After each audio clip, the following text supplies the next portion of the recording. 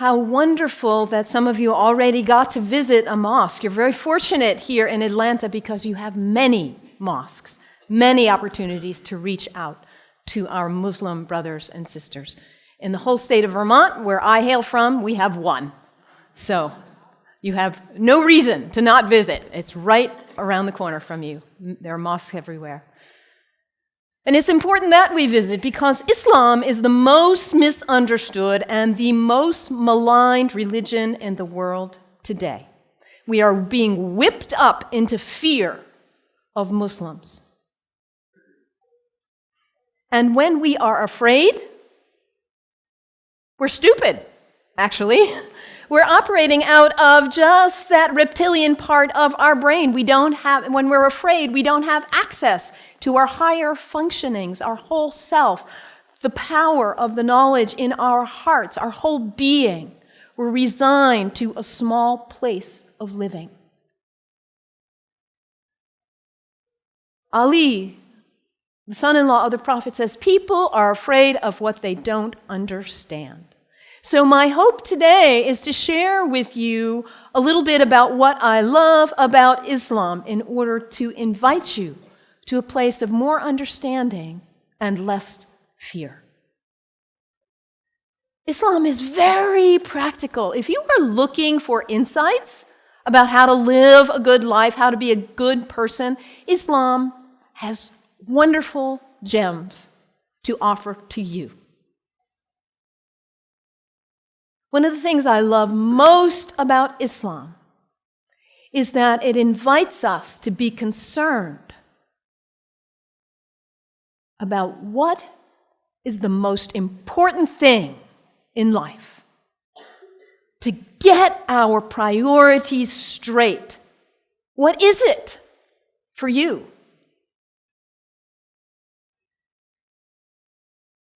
Stuff? Money? Power, prestige, family, kindness, service, love, art, compassion. What is it for you? If you get nothing else out of today, take that one question and live into it. And if you don't know the answer yet, find out. What is it for you? What's most important? In Islam, the answer is very clear. La ilaha illallah, Muhammadan Rasulullah. There is nothing but the source. God, the one. How did you say it, Anthony? That love which is greater than we can know. That's what matters. And Muhammad is his prophet. Is the prophet of love. La ilaha illallah, Muhammadan Rasulullah. And the thing about us humans, when we get that clarity, we know what's important. What do we do with that? We forget. That's who we are. We humans, we are the great forgetters. How many of you made a New Year's resolution back on January 1st? How are you doing with it now? Let's be honest. How were you doing January 7th? We get this high resolve and this clarity, and then we get caught up in all the distractions, all the things pulling our attention here and there, and we forget. That poet, Mary Oliver, says, what is it you plan to do with your one wild and precious life? What is it? In order to not waste our life, we need to regularly hit that reset button, come on back to center, to our heart, to what we know is really why we are here, what we know is really important. Regularly throughout the day to stop and come back and say, well, let me check in and remember what matters so I don't waste my day or my week or my month or my life. And for Muslims, this is prayer, salat. It is the second pillar of Islam.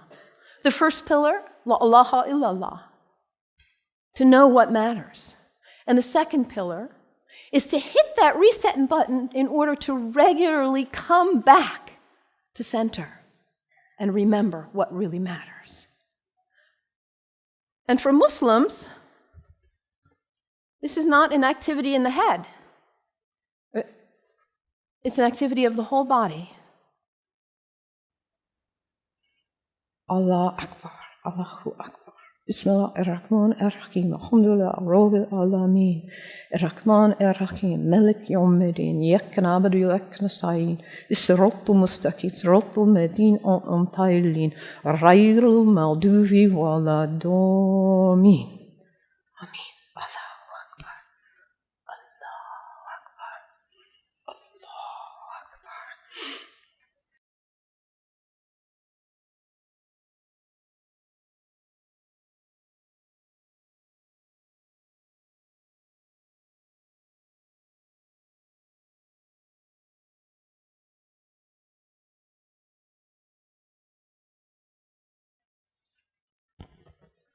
Can you imagine how limber you'd be if you did that 17 times a day? And it's done in the direction of Mecca, northeast, more or less. To hit that reset button in order to come back, to hear that voice still and small, like we just sang about, to come back to what matters. So practical, I love that, the second pillar of Islam. Islam also reminds us to always be concerned about those who are less well off than ourselves. Over and over in the Quran it says, be concerned about the widows and orphans. Be generous. I brought some soup as a symbol of generosity, giving, donating to food banks, giving to people who need food. I think about Muhammad almost like a social genius. He himself was an orphan. By the time he was 6 years old, he had already lost both his parents. He knew marginality. He knew it. And what happens when there is imbalance in a society where there are some who have a lot and some who don't have enough? What happens here? Those who don't have enough are suffering, aren't they? Out of their lack of nutrition, food, healthcare, hygiene, educational opportunities, they suffer. And in their suffering, they may experience illness. Their illness doesn't stay there, does it? It spreads to the rest of the people.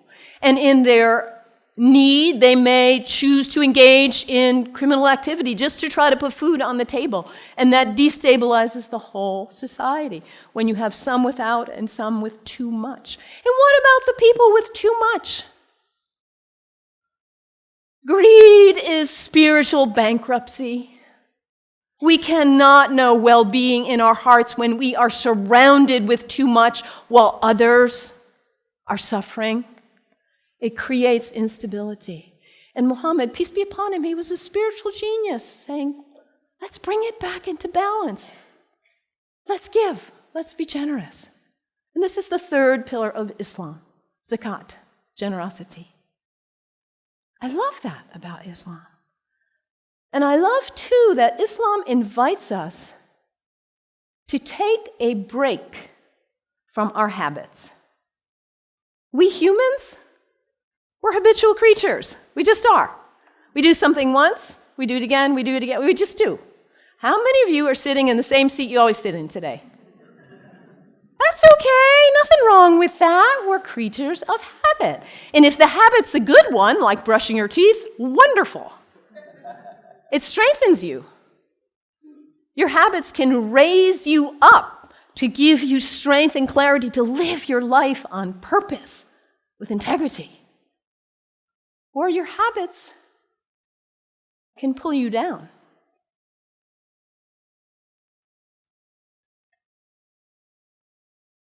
To take a break from your habits, because what happens when you try to take a break from your habit, when you try to stop reaching for whatever it is and you cannot? What is it for you? Coffee? Sugar? Alcohol? Drugs? Sex? Shopping? Your cell phone? Your tablet? Gossip? What is it for you, this behavior that you're caught in? You know it's not worthy of your best self, and yet there you are. It's addiction, isn't it? When we can't stop reaching for it, we can't stop doing it. And yet your life is so valuable, you matter. And to live your life on purpose and to cultivate the habits that raise you and strengthen you so you can be your most beautiful, best, loving, caring, giving self. So to take a break from your habits so you see who's in the driver's seat in your life. And put yourself back in the driver's seat, whatever it is for you. There are other people in this room who have also struggled with addiction in this way and who have overcome it. You can get help. You can do it. Your life matters. It's valuable. This is the next pillar of Islam, fasting. Fasting not just from food, but fasting from other activities and behaviors as well. And when we fast from food in particular, and it says over again and again in the Quran, fasting is good for you if you only knew. Because we put too much in our bodies, don't we? We stress them. We overeat and put junk. And we don't honor the beauty of ourselves. And also, when we fast, hunger is not a theory in the head, it's an experience in the body when we fast from food, that feeling. And then when you see somebody else on the street who is begging, it's not a theory. You feel empathy because you know what hunger feels like. It's harder to close your eyes and walk right on by. Muhammad, that spiritual social genius, to create harmony and stability in society. The fourth pillar of Islam, fasting, taking a break from your habits. So practical, I love it. And I also love about Islam that it encourages us to take a break from our location, to travel with intention, to recognize the power of space, the sacredness of space, and how the greats who have walked on this earth have blessed the earth with their presence, their breath, their thoughts, their actions. I know you are on the verge of a major decision about this sacred space for you. You have made this place sacred by your presence here. And as you perhaps choose to move on, you will perhaps make a new place sacred by your use and your love. The earth is sacred. Our places are sacred. And when we travel with intention, we are changed by it. This is the fifth pillar of Islam, pilgrimage. And for Muslims, the pilgrimage is to Mecca, which none of us will probably go there. But where is pilgrimage for you? And what happens when we go? We leave our usual haunts. We travel with intention. We let ourselves be changed, be opened by new experiences, new interactions. And we come back and we are not the same. We look at our lives and we say, why was I doing that? I'm not going to waste my one wild and precious life on that. And we come back renewed and with a new value, a new understanding of the sacredness of our location, the beauty of the earth. I love this about Islam. So practical. What's the one thing that matters in your life? Hit that reset button regularly so you come back to your purpose. And don't be self-centered. Be always concerned about others and their needs. those less well off especially. And recognize the sacredness of the temple of your body. Cultivate habits that are worthy of you, that lift you to the best of who you are. And recognize the sacredness of space and the gift of the ancestors, the sages, the saints, the prophets who have gone before us and held a beacon of example for us. Travel with intention. Let yourself be changed. The 5 pillars of Islam.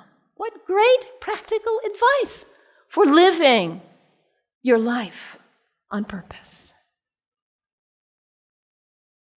And yet, at the same time as all of what I've told you is true, the beauty of this great tradition, we are being whipped up into fear against Muslims and Islam.